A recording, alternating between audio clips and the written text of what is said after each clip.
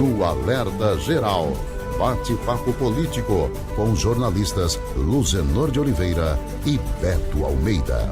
O relatório do deputado federal Danilo Forte à Lei de Diretrizes Orçamentárias de 2024 prevê pelo menos 4 bilhões e 900 milhões de reais dos recursos públicos para o financiamento da campanha eleitoral de 2024. Danilo propõe também que o governo cumpra um calendário de liberação de emendas parlamentares, com prioridade de parte desses recursos ser destinada aos municípios no primeiro semestre do próximo ano. As informações chegam agora com o repórter Carlos Alberto. O relator do projeto da Lei de Diretrizes Orçamentárias LDO de 2024, o deputado Danilo Forte, deu um nó no Poder Executivo, ao propor em seu parecer que o governo precisa pagar até o final do primeiro semestre as emendas parlamentares impositivas.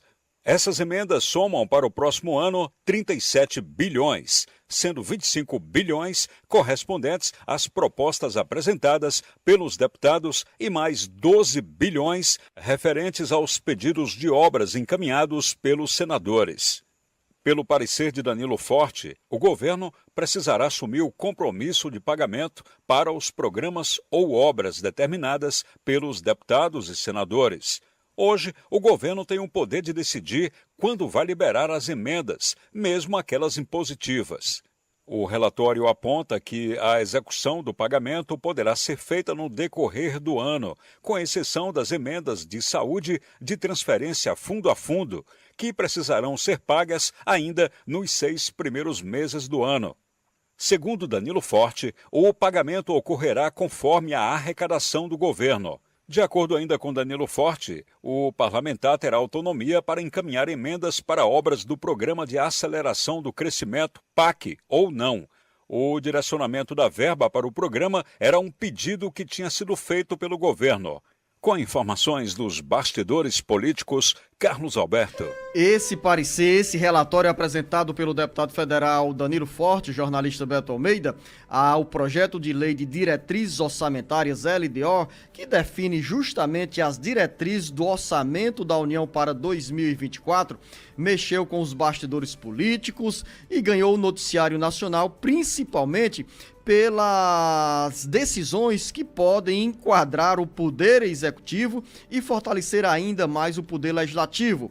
De acordo com esse parecer, com esse relatório de Danilo Forte, o Congresso Nacional terá um poder de mexer em pelo menos 37 bilhões de reais no orçamento da União.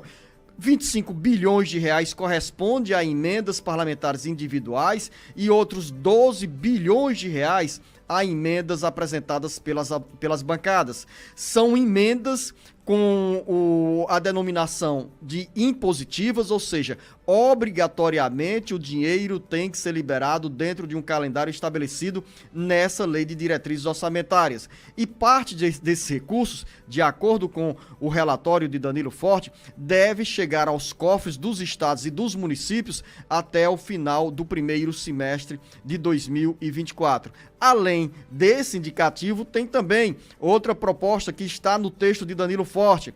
O fundo eleitoral de 2024 para bancar as campanhas de candidatos a vereador e a prefeito deve ter pelo menos 4 bilhões e 900 milhões de reais. São muitos números, jornalista Berto Almeida, mas que mostram a força do poder legislativo nessa nova fase de relação com o poder executivo, ou seja, os deputados federais e senadores estão trabalhando para ficarem ainda mais independentes do ponto de vista da liberação de recursos na relação com o poder executivo. Jornalista Beto Almeida, bom dia. Beto Almeida. A análise política com credibilidade e isenção. Então, bom dia, Luzenor, bom dia aos ouvintes. A LDO é esse primeiro passo, então, para liberar o orçamento público da União para o ano que vem, 2024.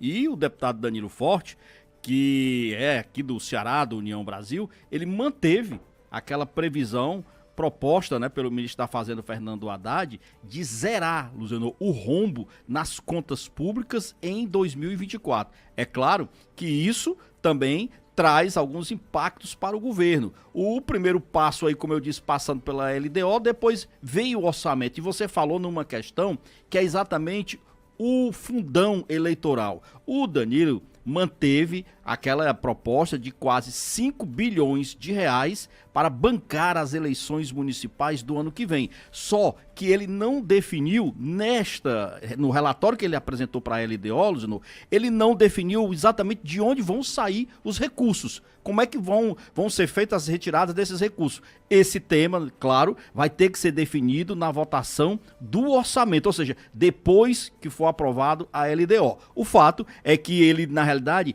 diz que o argumento dele é que ele tem aí um máximo no valor das eleições de 2022, que foi de 5 bi, é o que ele está propondo. E aí o governo vai ver se modifica ou não isso, dificilmente modificará. Um outro ponto aí que você citou, que é importantíssimo destacar, é essa questão do cronograma. E aí sim, você colocou bem, os parlamentares, eles estão, na realidade, cada vez mais atuando no orçamento para se tornar ainda mais independentes em relação dos interesses do governo ao longo de cada ano. Um exemplo é esse cronograma proposto pelo deputado na LDO, o que significa dizer o seguinte, que se passar do jeito que está proposto aí pelo Danilo, o governo vai ter que cumprir um calendário de liberação de emendas. E o argumento dele é o seguinte, ele disse, olha, a gente na realidade trabalhou para ter uma previsibilidade na liberação dessas verbas. Porque o que acontece hoje é o seguinte, o governo sabe que tem que liberar, são emendas naquelas que são impositivas,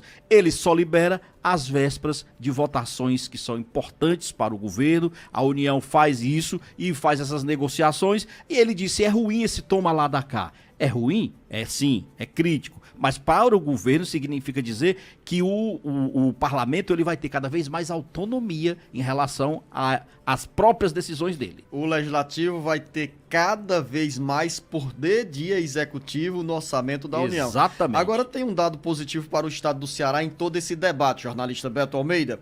Pelos cálculos que nós fizemos aqui nos bastidores do jornal Alerta Geral, na nossa conversa e com base nesse indicativo, nesse texto do relator Danilo Forte, em relação ao orçamento da União de 2024, o Ceará terá pelo menos, Beto Almeida, pelo menos 836 milhões de reais somente com as emendas parlamentares individuais apresentadas pelos 22 deputados federais.